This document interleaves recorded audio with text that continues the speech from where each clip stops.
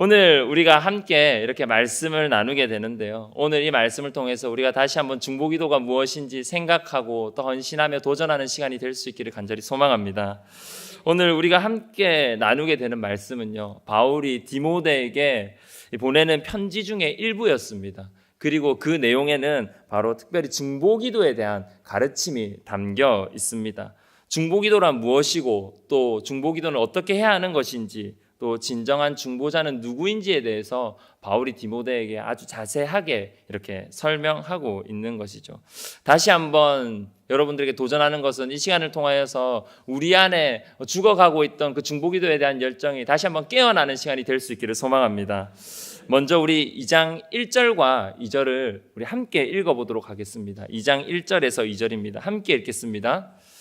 그러므로 내가 첫째로 권하노니 모든 사람을 위하여 간구와 기도와 도구와 감사를 하되 임금들과 높은 지위에 있는 모든 사람을 위하여 하라. 이는 우리가 모든 경건과 단정함으로 고요하고 평안한 생활을 하려 함이라. 아멘.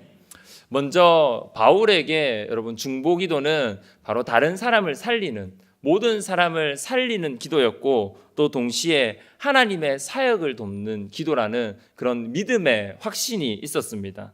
그래서 사도로서 복음을 전하기에도 급급한 그는 자신의 제자인, 자신을 따르던 이 디모데에게 반드시 이 중보기도는 모든 신앙 생활 중 가장 첫 번째로 권하는 것이라고 이야기하고 있습니다. 그렇다면 여러분, 어떻게 중보기도가 사람을 살리고 그리고 하나님의 사역을 도울 수 있을까요? 제가 경험했던 것들을 하나 나누고자 합니다. 2년 전쯤에 제가 인도에 단기 선교를 다녀온 적이 있습니다. 현재 인도의 인구는 12억 명에 이른다고 합니다. 그런데 인도에 또 여러 신들이 있는데 그 신은 3억이라고 합니다. 12억 명의 사람들이 있고 3억의 신이 있는 겁니다. 별의 별 신들이 다 있습니다. 창조의 신도 있고요. 그리고 파괴의 신도 있습니다. 그런데 창조와 파괴의 신 중 사람들에게 더 인기 있고 대중적인 신은 무엇일까요, 여러분? 파괴의 신입니다. 더 인기 있는 신이 파괴의 신인 겁니다. 창조의 신이 실컷 만들어 놓으면 그거 깨부수고 다니는 파괴의 신이 사람들에게 더 인기 있더라는 거죠. 그리고 또 남성을 대표하는 남자의 신이 있고요. 또 여성을 대표하는 여자 신이 있습니다. 또 그 인도에 아주 큰 강이 있죠. 겐지스 강. 그 겐지스 강을 또 대표하는 신도 있습니다. 그런데 제가 그렇게 단기 선교를 같이 갔던 팀들이 인도에서 들렀던 기독교 유적지가 한 곳 있었습니다. 아주 신들이 다양하게 많이 밀집되어 있는 그 인도에 바로 하나님의 복음과 성경을 전하고 또 성경을 번역했던 한 선교사님의 무덤이었습니다. 그 선교사님은 현대 선교의 아버지로 불리는 바로 윌리엄 캐리 선교사님입니다. 윌리엄 캐리 선교사님은 뜨거운 열정과 끈질긴 도전으로 인도에서 무려 42년간 사역을 하셨고, 또 45개의 인도 방언으로 성경 전체를 번역해서 수많은 영혼들을 구원했을 뿐만 아니라 세계 각국에 있는 젊은 청년들과 또 선교사님들이 그 복음을 전하는 이 선교 사역의 열정에 불지피는 그런 역할을 하셨습니다.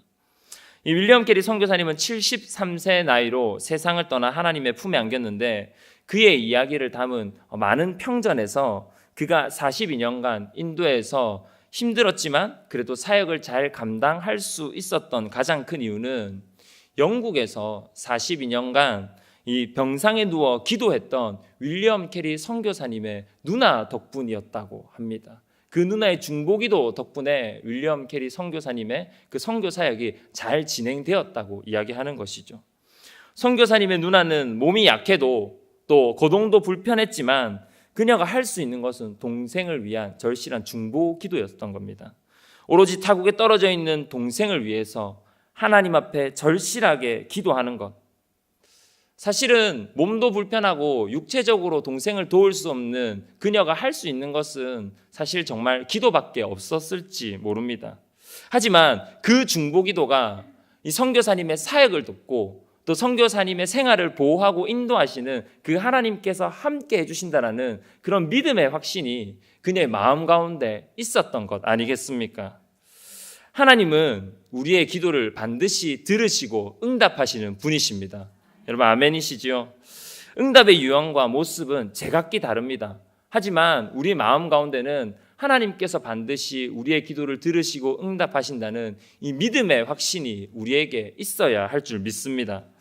비록 몸은 약하지만 또 직접적으로 움직여서 육체적으로는 동생을 도울 수 없지만 병상에 누워 기도하는 것, 그것만으로도 하나님이 선교사님을 도우시고 보호하신다는 그 믿음의 확신이 있었던 그녀의 기도는 윌리엄 캐리 선교사님을 살리고 또 하나님의 복음 사역을 돕는 이 중보기도가 된 것입니다.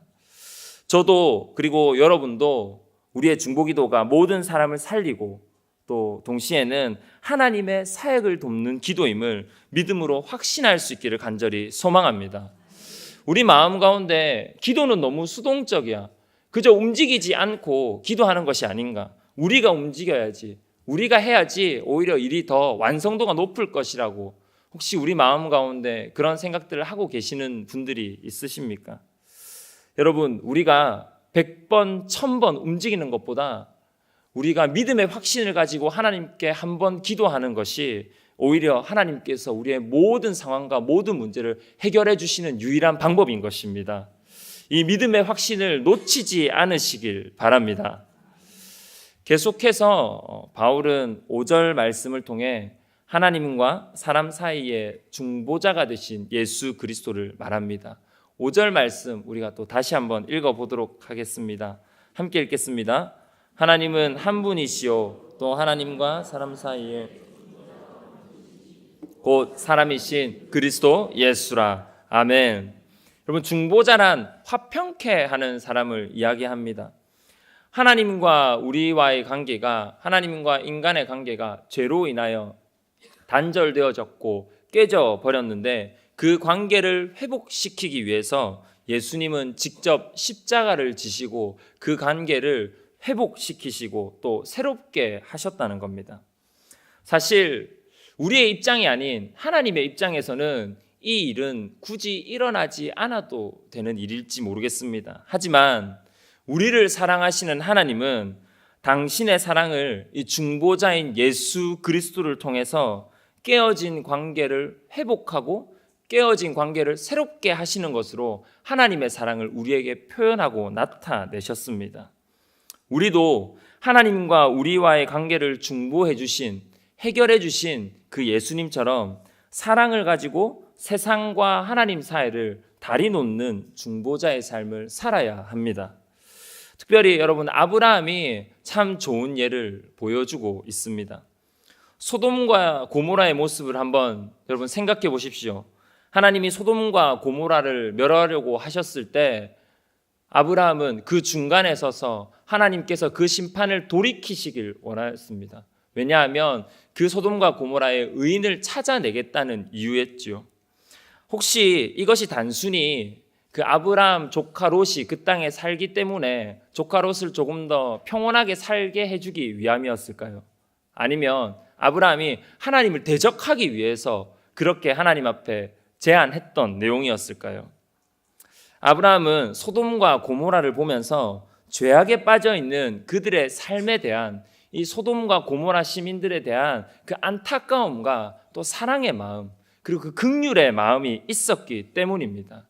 이 소돔 안에, 고모라 안에 하나님이 주시는 평안이 가득하고 넘쳐나기를 소망하는 마음이 그 아브라함 속에 있었기 때문이지요.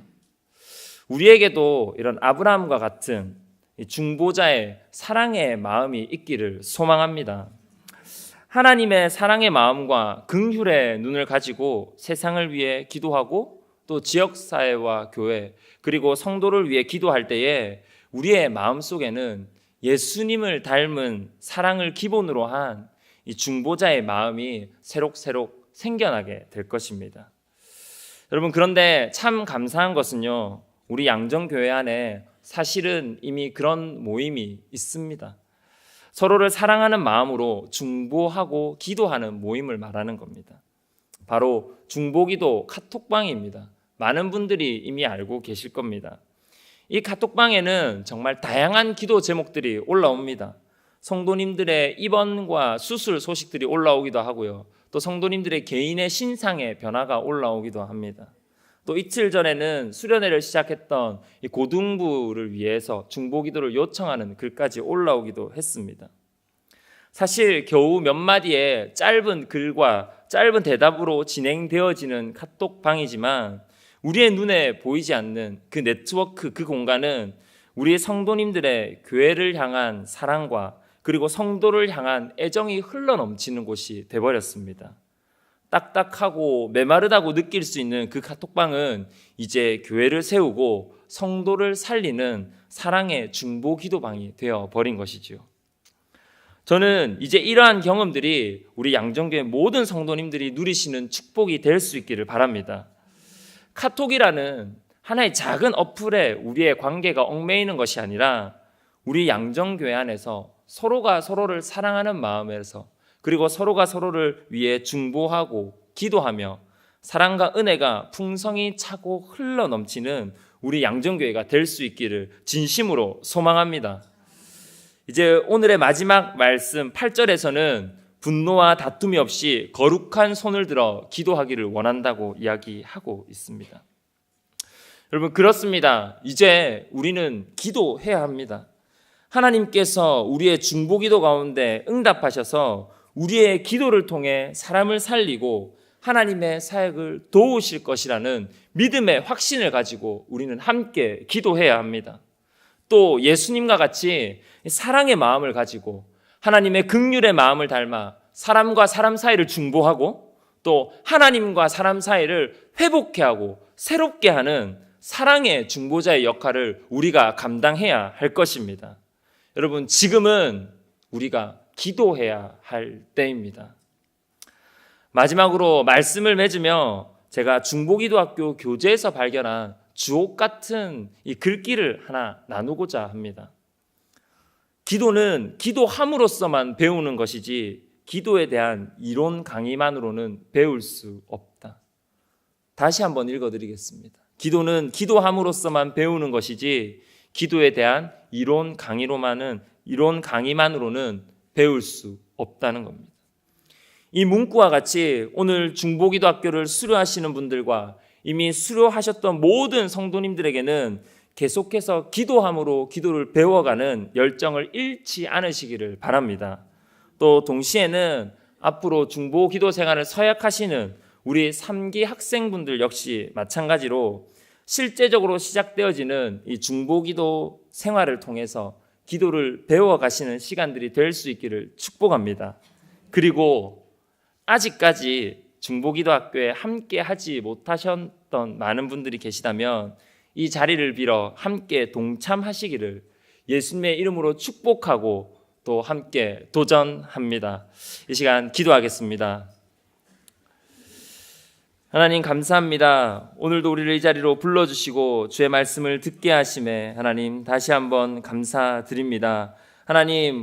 하나님께서 정말 우리에게 예수 그리스도를 보내주셔서 이 땅 가운데 하나님과 우리 사이에 무너졌던 관계를 새롭게 하시는 중보자로 세워주셨는데 하나님, 우리도 예수님을 따르는 그리스도인으로서 우리의 삶 가운데 중보자적 삶을 살아갈 수 있도록 인도하여 주시옵소서.